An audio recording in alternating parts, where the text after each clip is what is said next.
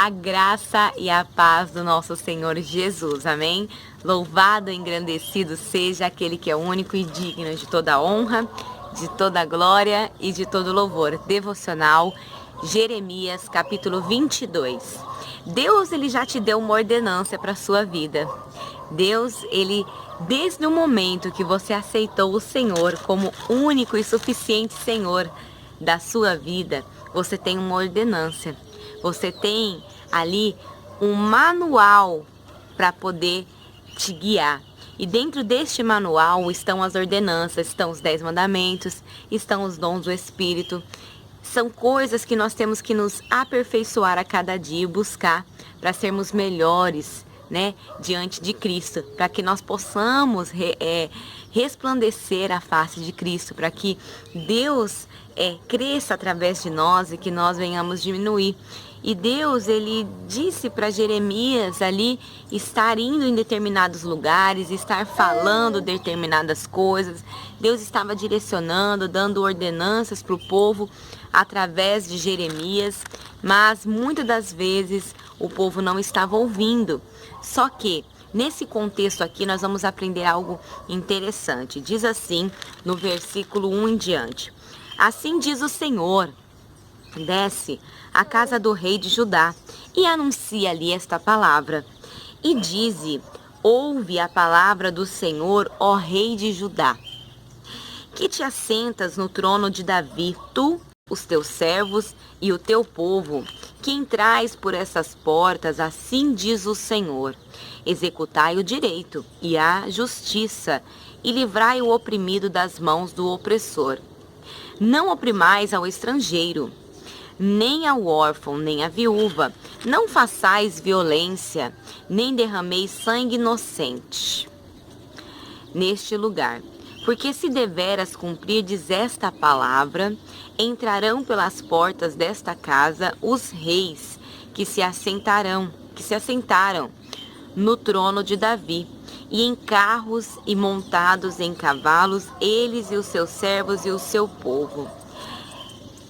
Olha só a explicação que diz: os reis de Judá e de Israel, eles são avaliados de acordo com o bem ou o mal que fizeram, né, aos olhos do Senhor. Aos olhos do Senhor, né? E os livros de Reis e Crônicas, eles registram que o fim, né, de cada um desses reis. Qual foi o fim que cada um desses reis levou? Sobre um rei perverso, a idolatria e os pecados de todos os tipos corriam soltos, e o povo se entregava à prática do mal, oprimindo os necessitados e cometendo injustiça contra os membros mais vulneráveis da sociedade. Sobre um rei justo, tais práticas não eram eliminadas de todo, mas eram consideravelmente limitadas. Deus havia aliado o julgamento sobre Judá, devido às reformas feitas por reis piedosos. Então aqueles reis, né, que tiravam ali da idolatria, que fazia a vontade do Senhor, esses reis tinham um fim ali considerável, né? E aqueles que já instigavam o povo com idolatria, traziam coisas ruins, era perverso, tinham um fim mais, né? Mais, vamos dizer assim, mais de acordo com a sua conduta. E assim é conosco, né?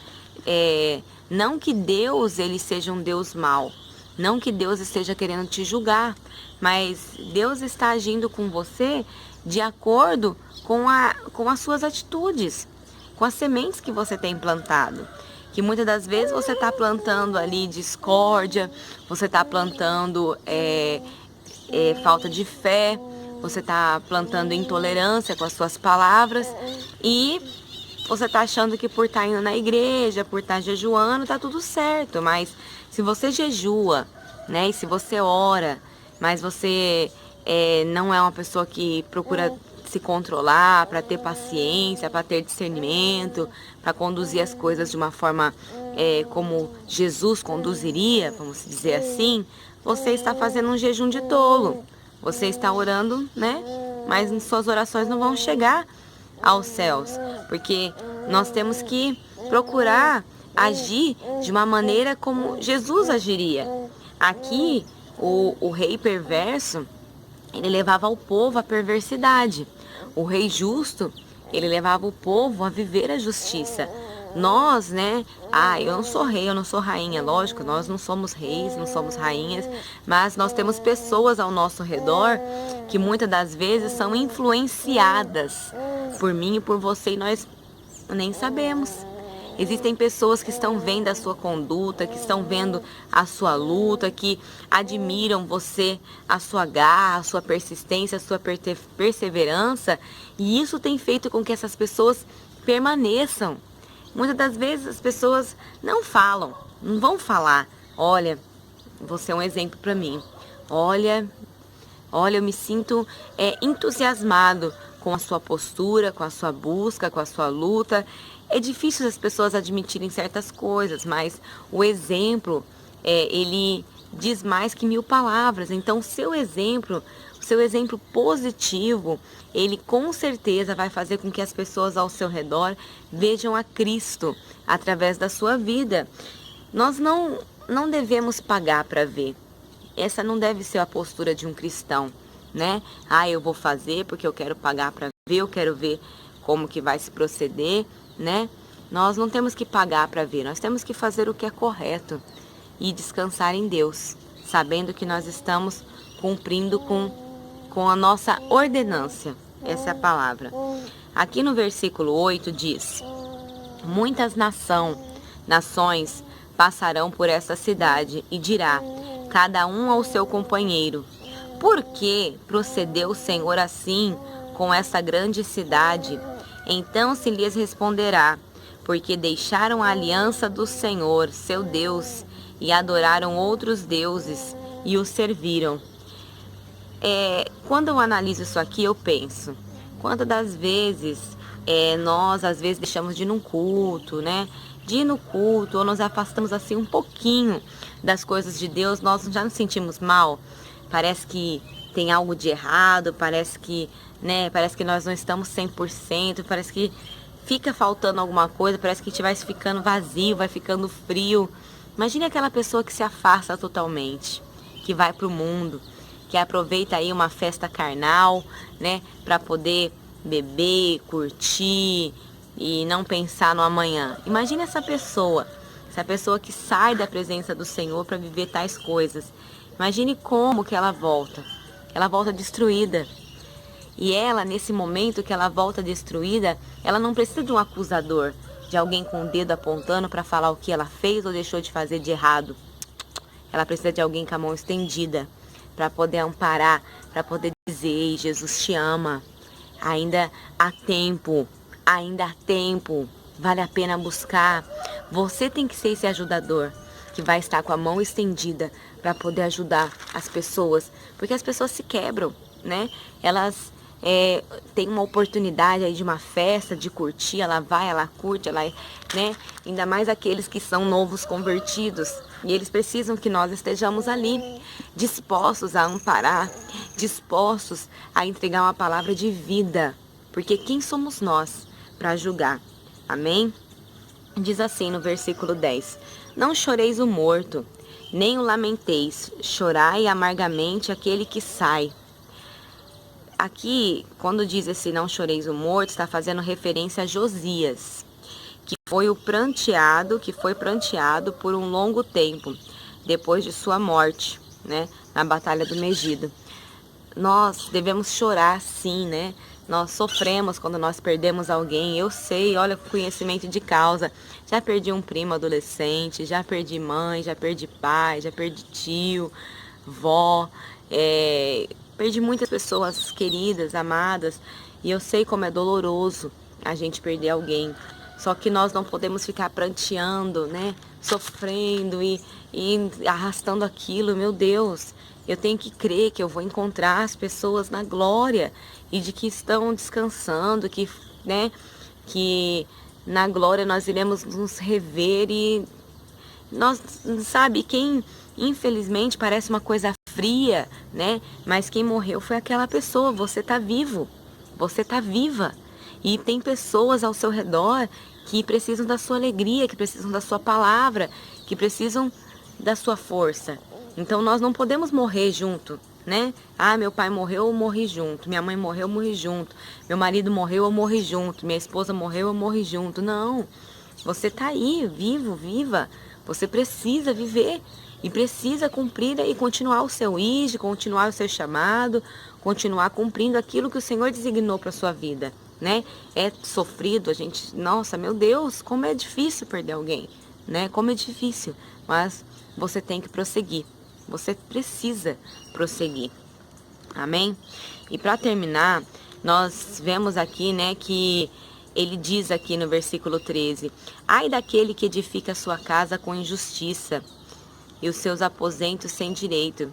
Gente, ninguém que levanta, que começa alguma coisa injustamente ou que consegue algo na sua vida tirando dos menos favorecidos ou passando a perna em alguém ou, né, sendo aí uma pessoa de uma conduta ruim ou conseguindo isso ilicitamente, não vai ser feliz, né? O pouco com Deus é muito, isso é fato. Não adianta nós queremos ali fazer vista grossa no nosso serviço por um algo para poder ganhar uma bonificação ou deixar de cumprir ali com aquilo ou fazer um negocinho por fora ilegal. Nada disso é bênção.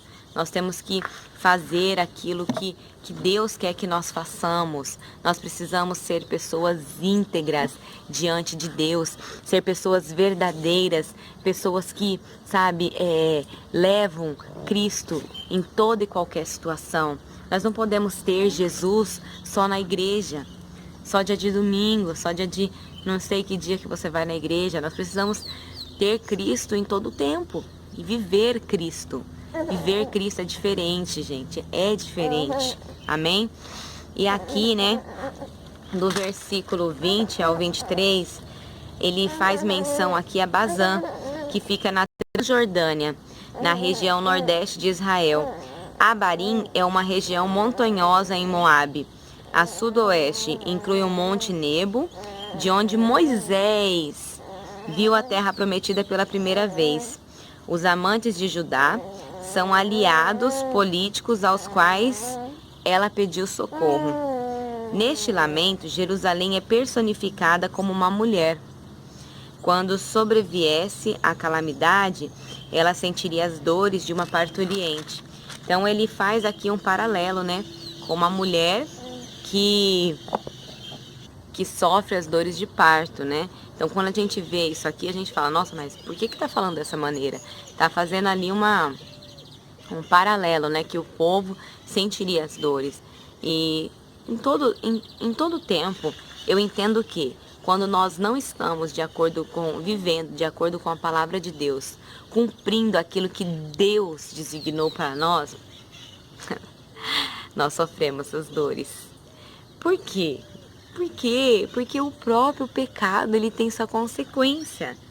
Não é uma questão assim de, nossa, Deus é Deus, tudo é culpa de Deus. Não é, gente. Não é. As pessoas têm a mania de querer falar que tudo é culpa de Deus, que tudo é culpa de Deus, tudo é culpa de Deus. Não é culpa de Deus. O próprio pecado tem sua consequência. O próprio pecado tem sua consequência. E, olha, o que eu mais descanso o meu coração é na semente. Eu tenho a plena certeza que ninguém. Você já ouviu dizer que alguém plantou chuchu e colheu morango? Você já ouviu dizer? Eu nunca ouvi dizer. Então aquilo que você planta é aquilo que você vai colher. Plante gentileza, plante cordialidade, plante lealdade, plante caridade, plante amor, porque é isso que você vai receber. Amém? No versículo 24 diz: tão certo como eu vivo, diz o Senhor, ainda que Jeconias, filho de Joaquim, rei de Judá, fosse o anel do selo na minha mão direita, eu dali o arrancaria. Jeconias também é a explicação, né? Jeconias também é chamado de Conias ou Joaquim. A remoção do anel do selo, que era usado para autenticar todos os documentos, editos, ou correspondências oficiais representam uma rejeição do reinado de Joaquim. No entanto, a monarquia davídica seria restabelecida por meio do Messias. Nós vemos toda essa introdução, né? Tudo isso que acontece é para chegar na vinda do Messias. Tudo isso que acontece é para que nós possamos viver a graça, para que nós possamos viver a redenção em Cristo.